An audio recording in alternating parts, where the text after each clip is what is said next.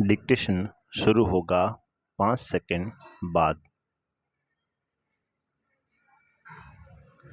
मेरा छोटा सा निजी पुस्तकालय, जुलाई 1989। बचने की कोई उम्मीद नहीं थी विराम। 3 ज़बरदस्त हार्ट अटैक, एक के बाद एक विराम। एक तो ऐसा कि नब्ज बंद, सांस बंद, धड़कन बंद विराम। डॉक्टरों ने घोषित कर दिया कि अब प्राण नहीं रहे विराम। पर डॉक्टर बोर्जेस ने फिर भी हिम्मत नहीं हारी थी विराम। उन्होंने 900 वॉल्ट्स के शॉक्स दिए विराम। भयानक प्रयोग विराम। लेकिन वे बोले कि यदि यह मृत शरीर मात्र है तो दर्द महसूस ही नहीं होगा, पर यदि कहीं भी जरा भी एक कण प्राण शेष होंगे तो हार्ट रिवाइव कर सकता है विराम। प्राण तो लौटे, पर इस प्रयोग में 60% हार्ट सदा के लिए नष्ट हो गया विराम। केवल 40% बचा विराम। उसमें भी 3 अवरोध है विराम। ओपन हार्ट ऑपरेशन तो करना ही होगा, पर सर्जन हिचक रहे हैं विराम। केवल 40% हार्ट है विराम। ऑपरेशन के बाद न रिवाइव हुआ तो प्रश्नवाचक तय हुआ कि अन्य विशेषज्ञों की राय ले ली जाए, तब कुछ दिन बाद ऑपरेशन की सोचेंगे विराम। तब तक घर जाकर बिना हिले डुले विश्राम करें विराम। पैरा। बहरहाल, ऐसी अर्ध मृत्यु की हालत में वापस घर लाया जाता हूँ विराम। मेरी जिद है कि बेडरूम में नहीं, मुझे अपने किताबों वाले कमरे में ही रखा जाए विराम। वहीं लिटा दिया गया है मुझे विराम। चलना, बोलना, पढ़ना मना विराम। दिन भर पड़े पड़े 2 ही चीजें देखता रहता हूँ, बाईं ओर की खिड़की के सामने रह रह कर हवा में झूलते सुपारी के पेड़ के झालरदार पत्ते, और अंदर कमरे में चारों ओर फर्श से लेकर छत तक ऊंची, किताबों से ठसाठस भरी अलमारियां विराम।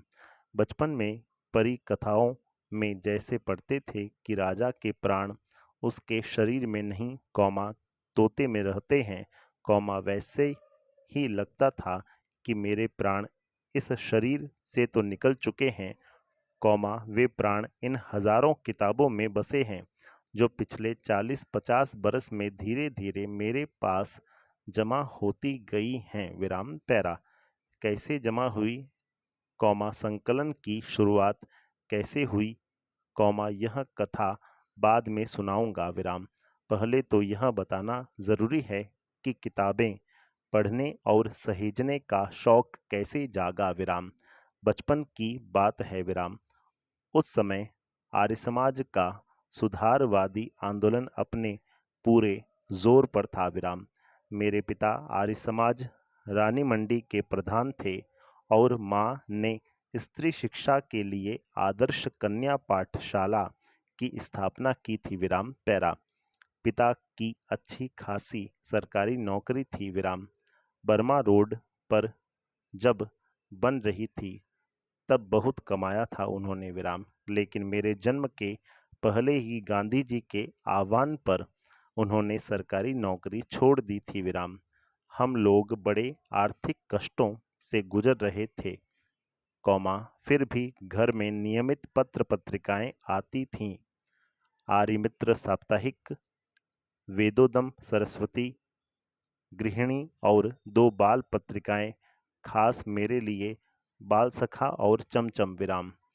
उनमें होती थी परियों, राजकुमारों, दानवों और सुंदरी राजकन्याओं की कहानियां और रेखा चित्र विराम। मुझे पढ़ने की चाट लग गई विराम।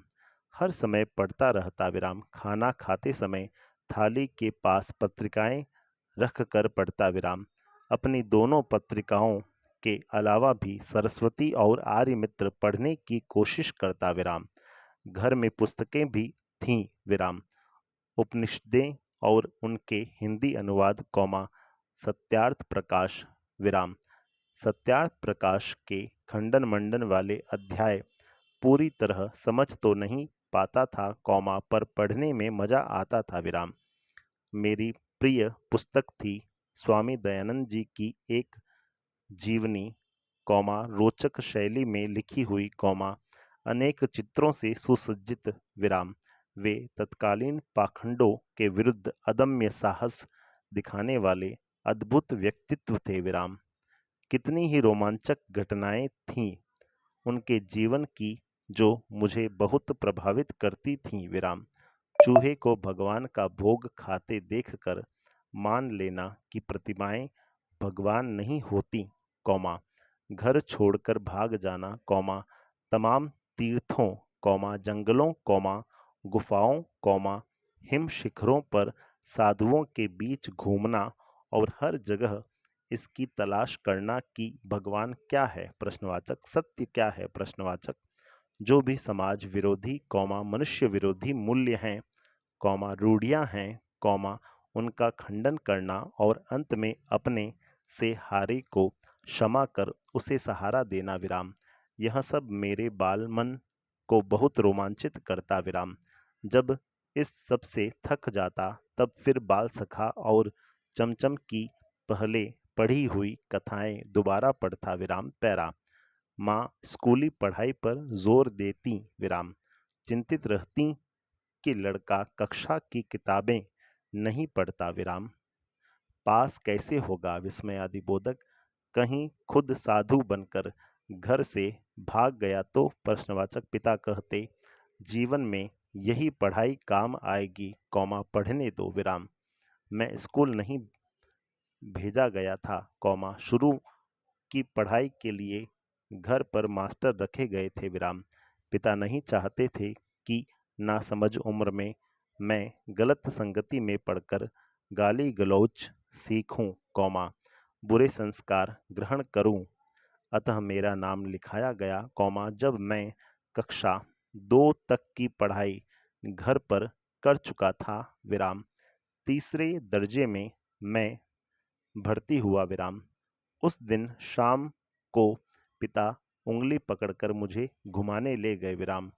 लोकनाथ की एक दुकान ताज़ा अनार का शरबत मिट्टी के कुल्हड़ में पिलाया और सिर पर हाथ रखकर बोले, वायदा करो कि पाठ्यक्रम की किताबें भी इतने ही ध्यान से पढ़ोगे, कौमा माँ की चिंता मिटाओगे, विराम।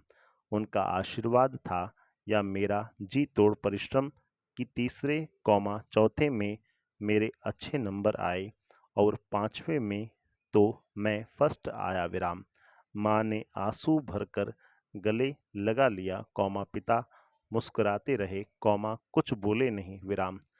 चूंकि अंग्रेजी में मेरे नंबर सबसे ज्यादा थे, कौमा अतः स्कूल से इनाम में 2 अंग्रेजी किताबें मिली थीं, विराम।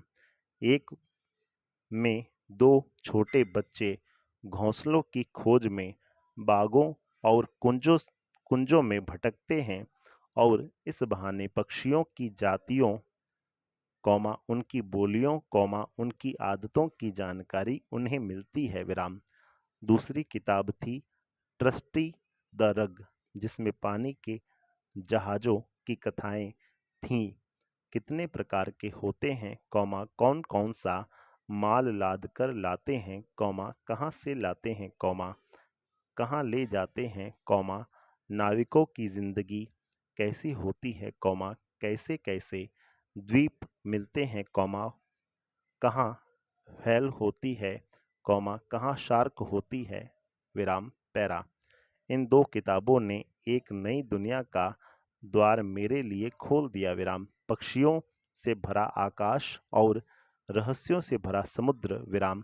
पिता ने अलमारी के एक खाने से अपनी चीजें हटाकर जगह बनाई और मेरी दोनों किताबें उस खाने में रखकर कहा, आज से यह खाना तुम्हारी अपनी किताबों का, विराम। यह तुम्हारी अपनी लाइब्रेरी है, विराम, पैरा।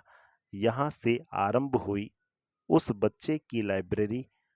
बच्चा किशोर हुआ, कौमा स्कूल से कॉलेज, कॉलेज से यूनिवर्सिटी गया, डॉक्टरेट हासिल की, यूनिवर्सिटी में अध्यापन किया, अध्यापन छोड़कर इलाहाबाद से बम्बई आया, संपादन किया, उसी अनुपात में अपनी लाइब्रेरी का विस्तार करता गया, पर आप पूछ सकते हैं कि किताबें पढ़ने का शौक तो ठीक, किताबें इकट्ठी करने की सनक क्यों सवार हुई, प्रश्नवाचक।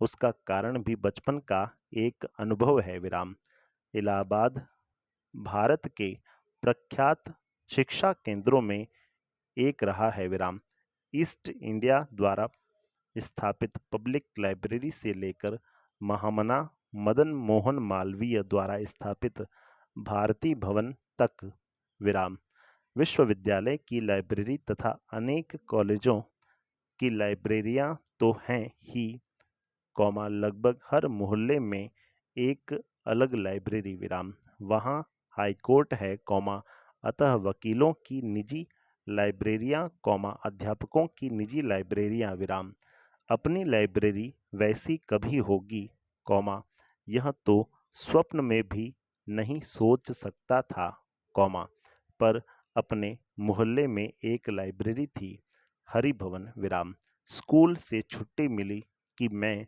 उसमें जाकर जम जाता था, पिता दिवंगत हो चुके थे, लाइब्रेरी का चंदा चुकाने का पैसा नहीं था, अतः वहीं बैठकर किताबें निकलवाकर पढ़ता रहता था, उन दिनों हिंदी में विश्व साहित्य विशेषकर उपन्यासों के खूब अनुवाद हो रहे थे, मुझे उन अनुदित उपन्यासों को पढ़कर बड़ा सुख मिलता था, अपने छोटे से हरिभवन में खूब उपन्यास थे, वहीं परिचय हुआ बंकिम चंद्र चट्टोपाध्याय की दुर्गेश नंदिनी, कपाल कुंडला और आनंद मठ से टाल्स्टाय की अन्ना कैरेनिना, विक्टर ह्यूगो का पेरिस का कुबड़ा, गोर्की की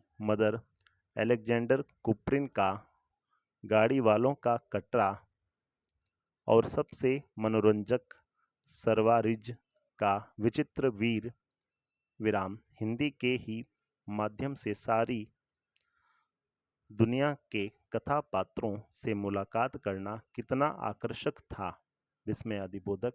लाइब्रेरी खुलते ही पहुंच जाता और जब शुक्ल जी लाइब्रेरियन कहते कि बच्चा, अब उठो, पुस्तकालय बंद करना है, तब बड़ी अनिच्छा से उठता, जिस दिन कोई उपन्यास अधूरा छूट जाता, उस दिन मन में कसक होती कि काश, इतने पैसे होते कि सदस्य बनकर किताब इशू करा लाता, या काश, इस किताब को खरीद पाता तो घर में रखता, एक बार पढ़ता, दो बार पढ़ता, बार बार पढ़ता, पर जानता था कि यह सपना ही रहेगा, भला कैसे पूरा हो पाएगा, पिता के देहावसान के बाद तो आर्थिक संकट इतना बढ़ गया कि पूछिए मत, फीस जुटाना तक मुश्किल था, अपने शौक की किताबें खरीदना तो संभव ही नहीं था, एक ट्रस्ट से योग्य पर असहाय छात्रों को पाठ्यपुस्तकें खरीदने के लिए कुछ रुपए सत्र के आरंभ में मिलते थे, उनसे प्रमुख पाठ्यपुस्तकें सेकंड हैंड खरीदता था, बाकी अपने सहपाठियों से लेकर पढ़ता और नोट्स बना लेता, उन दिनों परीक्षा के बाद छात्र अपनी पुरानी पाठ्यपुस्तकें आधे दाम में बेच देते और उसमें आने वाले नए लेकिन उसे विपन्न छात्र खरीद लेते, इसी तरह काम चलता, लेकिन फिर भी मैंने जीवन की पहली साहित्यिक पुस्तक अपने पैसों से कैसे खरीदी, यह आज तक याद है, उस साल इंटरमीडिएट पास किया था विराम। पुरानी पाठ्यपुस्तकें बेचकर बीए की पाठ्यपुस्तकें लेने एक सेकंड हैंड बुक शॉप पर गया विराम। उस बार जाने कैसे पाठ्यपुस्तकें खरीद कर भी 2 रुपए बच गए थे विराम। सामने के सिनेमा घर में देवदास लगा था विराम। न्यू थिएटर्स वाला विराम। बहुत चर्चा थी उसकी विराम, लेकिन मेरी माँ को सिनेमा देखना बिल्कुल नापसंद था विराम। उसी से बच्चे बिगड़ते हैं विराम, लेकिन उसके गाने सिनेमा गृह के बाहर बजते थे विराम। उसमें सहगल का एक गाना था, दुख के। स्टॉप।